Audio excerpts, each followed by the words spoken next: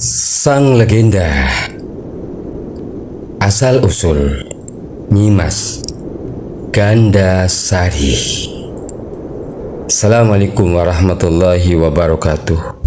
Belajar sejarah untuk melawan lupa akan sejarah Nusantara kita yang tercinta.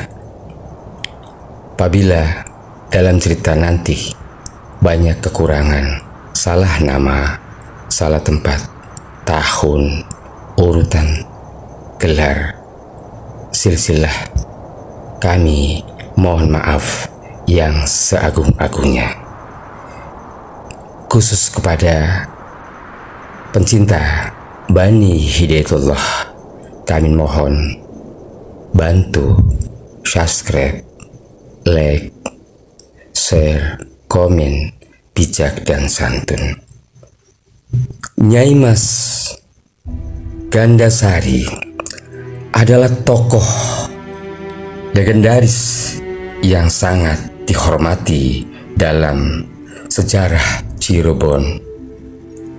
Dia dikenal sebagai seorang pendekar perempuan yang hidup pada masa kerajaan Pajajaran dan Cirebon. Nyai Mas Gandasari seringkali dikaitkan dengan legenda dan mitos yang menggambarkan dirinya sebagai seorang wanita cantik dan berani yang memiliki kemampuan luar biasa dalam ilmu bela diri dan mistik. Meskipun ada beberapa versi yang berbeda tentang asal-usulnya, semua cerita berpengaruh dan dihormati dalam sejarah dan budaya Jawa. Berikut beberapa versi asal-usul Nyai Mas Gandasari yang dikenal dalam berbagai cerita rakyat dan sejarah setempat. Namun, siapa nyana di balik namanya yang tenar ternyata menyimpan sejarah masa lalu yang erat kaitannya dengan Kesultanan Samudra Pasai.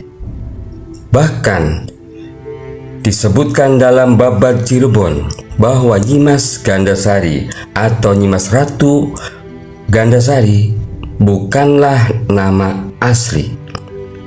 Nama yang sebenarnya adalah Mutmainah, perempuan piatu yang lahir di Samudra Pasai, anak Raja Pasai, dan kemudian diasuh dan dibesarkan di lingkungan Kesultanan Cirebon. Nyimas Gandasari atau Nyimas Ratu Mas Gandasari adalah putri Sultan Samudra Pasai yang diasuh dan diangkat anak oleh Pangeran Walangsungsang atau dikenal sebagai Pangeran Cakrabuana bin Prabu Siliwangi. Pangeran Walangsungsang atau Pangeran Cakrabuana adalah kakak dari Raden Kian Santang atau merupakan uak saudara laki-laki dari ibu Syekh Syarif Hidayatullah Sunan Gunung Jati. Pangeran Walangsungsang atau Pangeran Cakrabuana bernama Somadullah berkuasa di Cirebon pada tahun 1460 sampai dengan 1479 Masehi. Makam beliau berdekatan dengan makam Syekh Syarif Hidayatullah Sunan Gunung Jati di Astana Gunung Sembung, Kota Cirebon, Jawa Barat, Indonesia. Pangeran Walangsungsang atau Pangeran Cakrabuana adalah pendiri Kesultanan Cirebon. Pangeran Cakrabuana lahir pada tahun 1423 Masehi dan wafat pada tahun 1529 Masehi di Cirebon. Sementara Nyimas Gandasari dibesarkan di Cirebon dan menjadi murid dari Syarif Hidayatullah atau Sunan Gunung Jati. Nyimas Gandasari ini kemudian dipercaya menjadi panglima perang Kesultanan Cirebon. Tokoh Nyimas Gandasari di kemudian hari menjadi terkenal karena merupakan panglima perang wanita dari Kesultanan Cirebon. Tokoh Nyimas Gandasari di kemudian hari menjadi terkenal dan masyhur di kota Cirebon. Bukan hanya itu saja, Nyimas Gandasari juga menjadi cikal bakal berdirinya Desa Panguragan, Cirebon. Desa Panguragan berada di Kecamatan Panguragan, Kabupaten Cirebon, Jawa Barat. Secara geografis, Kecamatan Panguragan berbatasan dengan Kecamatan Suranenggala di sebelah timur, dan di sebelah selatan berbatasan dengan Kecamatan Arjawinangun dan Plangenan. Nyimas Gandasari sudah menjadi pintu buat mengenal sang pendekar wanita di Cirebon. Nyimas Gandasari sudah menjadi piatu sejak bayi. Bahkan ibunya meninggal saat beliau belum diberi nama. Kisah Nyimas Gandasari berawal dari perjalanan Pangeran Walangsungsang dan Nyimas Rara Santang untuk pergi menunaikan ibadah haji. Singkat cerita, Pangeran Walangsungsang dan Nyimas Rara Santang berhasil sampai ke Mekah dan menunaikan ibadah haji. Namun Pangeran Walangsungsang harus berpisah dengan adiknya Nyimas Rara Santang karena Nyimas Rara Santang menikah dengan penguasa Mesir Syarif Abdullah Umdatuddin. Namun di dalam riwayat lain dikisahkan bahwa Syarif Abdullah adalah Raja Campa. Kerajaan Campa ini sangat identik dengan nama kerajaan Jompa yang berdekatan dengan Kesultanan Samudra Pasai. Dikisahkan dalam Babad Cirebon, Pangeran Walangsungsang akhirnya pulang tanpa sang adik Nyimas Rara Santang. Di tengah perjalanan sebelum sampai ke Cirebon, Pangeran Walangsungsang singgah di Kesultanan Samudra Pasai. Saat Pangeran Walangsungsang berada di Pasai, Kesultanan Pasai tengah dilanda wabah penyakit yang mematikan. Bukan hanya rakyatnya yang terkena wabah penyakit tersebut, bahkan raja dan juga permaisuri terkena wabah itu. Pangeran Walangsungsang yang memiliki kemampuan lebih dalam ilmu pengobatan akhirnya ikut membantu membuatkan obat wabah tersebut, hingga beberapa rakyat berhasil selamat dari wabah penyakit yang mematikan itu. Bahkan Raja Pasai bisa kembali pulih karena berhasil diobati oleh Pangeran Walangsungsang. Namun naas bagi permaisuri sang raja yang saat itu sedang hamil 9 bulan, tidak berhasil diselamatkan oleh Pangeran Walangsungsang. Tetapi bayi yang ada dalam kandungan sang permaisuri Raja Pasai beruntung bisa diselamatkan. Bayi itu yang kelak dikenal dengan nama Nyimas Gandasari atau Nyimas Ratu Mas Gandasari. Nyimas Gandasari kecil ditinggal wafat ibunya itu selalu menangis. Namun anehnya ketika ditimang Pangeran Walangsungsang, bayi ini akan terdiam. Raja Pasai akhirnya mempercayakan bayi Nyimas Gandasari kepada Pangeran Walangsungsang. Nyimas Gandasari diserahkan untuk dididik dan dibesarkan Pangeran Walangsungsang di Cirebon.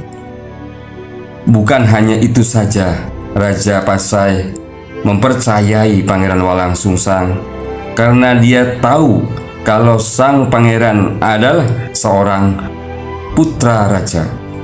Akhirnya bayi itu yang bernama Nyimas Gandasari dibawa pulang ke Cirebon oleh Pangeran Walangsungsang. Nyimas Gandasari ketika tumbuh dewasa menjadi murid Sunan Gunung Jati, sekaligus menjadi panglima perang Kesultanan Cirebon. Lalu siapa Raja Pasai sebagai orang tua dari Nyimas Gandasari?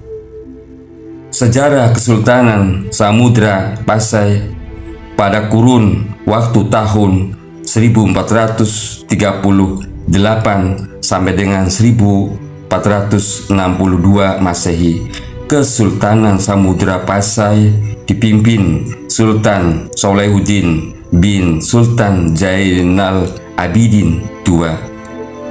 Berikutnya pada kurun waktu 1462 sampai dengan 1464 Masehi dipimpin oleh Sultan Ahmad II bin Sultan Solahuddin. Diteruskan Sultan Abu Zaid Ahmad III pada tahun 1464 sampai dengan 1466. Diteruskan Sultan Ahmad IV pada tahun 1466 sampai dengan 1466. Diteruskan Sultan Mahmud pada tahun 1466 sampai dengan 1468. Diteruskan Sultan Zainal Abidin III 1468 sampai dengan 1474 Masehi. Sejarah yang paling mendekati dengan masa Pangeran Walangsungsang sebelum berkuasa di Cirebon pada tahun 1460 Masehi adalah Sultan Solahuddin. Penelusuran dan peneliti Tuan Guru Fakri Juliansyah ini diperkuat oleh Babat Cirebon yang mengisahkan tentang pertemuan Pangeran Walangsungsang di Samudra Pasai dengan Datuk Soleh. Diceritakan saat itu abad 15 Masehi, Pangeran Cakrabuana atau Mbah Kuwu Caruban dalam kunjungannya sebagai penguasa Cirebon di negeri Pasai, ia memilih untuk bertinggal di rumah Syekh Datuk Soleh. Dalam singgahnya, Pangeran Cakrabuana menemukan putri dari Syekh Datuk Soleh, yakni Nyai Mutmainah atau Nyimas Gandasari, sedang dalam kondisi sakit parah. Sedikit berbeda dengan kisah sebelumnya bahwa Nyimas Gandasari diceritakan masih bayi.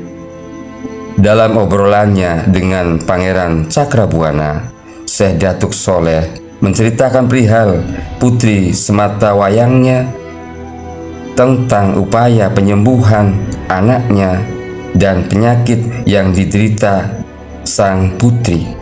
Mendengar penuturan Syekh Datuk Soleh, Pangeran Cakrabuana bergegas bermunajat meminta kesembuhan kepada Allah Subhanahu wa Ta'ala. Berkat karomah Pangeran Cakrabuana, Nyimas Mutmainah sembuh.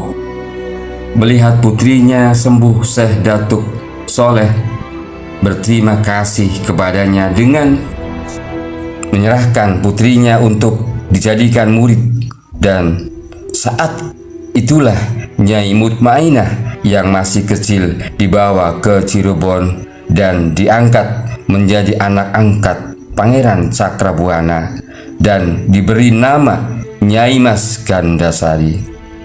Dari babat Cirebon dan sejarah Samudra Pasai, maka dapat teridentifikasi bahwa Nyimas Gandasari adalah putri dari Sultan Solehuddin, atau dalam babat Cirebon disebut Mbah Soleh. Dari Samudra Pasai, Datuk Soleh identik sebagai panggilan dari Sultan Solehuddin. Nyimas Gandasari bernama asli Mutmainah binti Sultan Solehuddin. Selain dikenal dengan nama Nyai Mas Gandasari, beliau juga dikenal dengan nama Nyai Mas Panguragan. Panguragan sendiri merupakan nama desa atau pedukuhan di mana beliau tinggal. Panguragan juga merupakan wilayah kekuasaan yang dihadiahkan oleh Sunan Cirebon atas jasa-jasanya. Sementara dalam sejarah Indramayu, Nyimas Gandasari dipercaya juga sebagai Nyai Endang Dharma, salah satu yang ikut mendirikan kota Indramayu. Nyimas Gandasari selama hidupnya pernah menjadi panglima perang kerajaan Cirebon. Ia merupakan satu-satunya panglima perang wanita dalam sejarah berdirinya Keraton Cirebon. Jasanya yang paling menonjol bagi kedikdayaan Cirebon dalam keberhasilannya membobol benteng pertahanan kerajaan Sunda Galuh, sehingga berkat jasanya itu Cirebon kemudian dapat menaklukkan Galuh. Kuat dugaan Nyimas Gandasari dihadiahi wilayah kekuasaan yang sekarang dikenal dengan nama Desa Panguragan. Itu setelah keberhasilannya dalam perang menaklukkan kerajaan Galuh. Nyai Mas Gandasari juga dikisahkan tidak memiliki suami. Oleh karena itu, hingga sekarang beliau tidak mempunyai keturunan atau pewaris. Begitulah Nyimas Gandasari sampai saat ini. Makam atau kuburan Nyai Mas Gandasari dapat ditemui di Desa Panguragan, Kabupaten Cirebon. Makamnya selalu ramai dikunjungi oleh para peziarah dari berbagai daerah di wilayah Cirebon, dan pertemuan pertama antara Syekh Maglum Sakti dan Sunan Gunung Jati. Itulah tadi kisah legenda Nyimas Gandasari, sang pendekar yang cantik rupawan.